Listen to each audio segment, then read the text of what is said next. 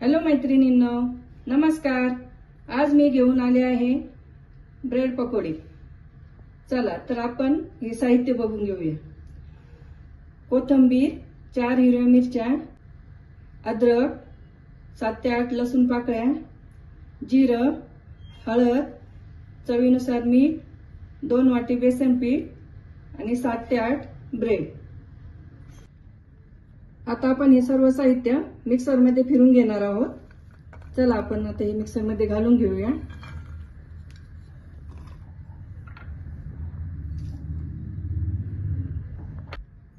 आता आपण हे हिरवी मिरची, अद्रक, लसूण, कोथिंबीर छान बारीक करून घेतला आहे। आता आपण हे पिठामध्ये टाकून घेणार आहोत।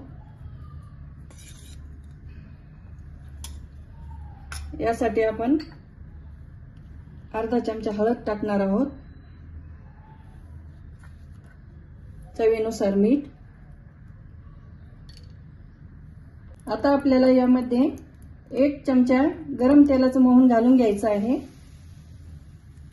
आता आपण याला छान मिक्स करून घेऊया।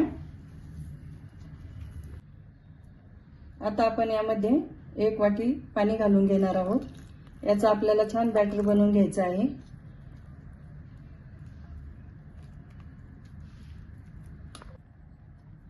आपण आता थोडंसं आणखी पाणी वापरणार आहोत।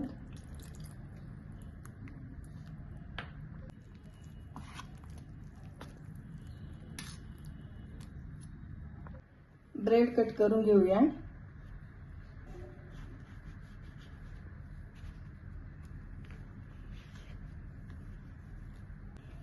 आता आपलं पीठ छान तयार झालेलं आहे। अशा पद्धतीने आपल्याला हे पीठ बनवून घ्यायचं आहे। जास्त पातळही बनवायचं नाही आणि जास्त घट्टही ठेवायचं नाही। या पद्धतीने आपल्याला पीठ बनवायचं आहे। इकडे आपलं तेल तापून झालेलं आहे। आता आपण पकोडे बनवून घेऊया।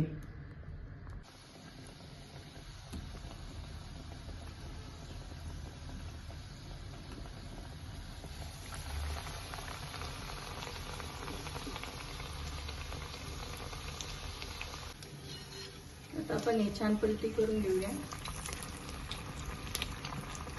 गॅस आपल्याला मध्यमच ठेवायचा आहे।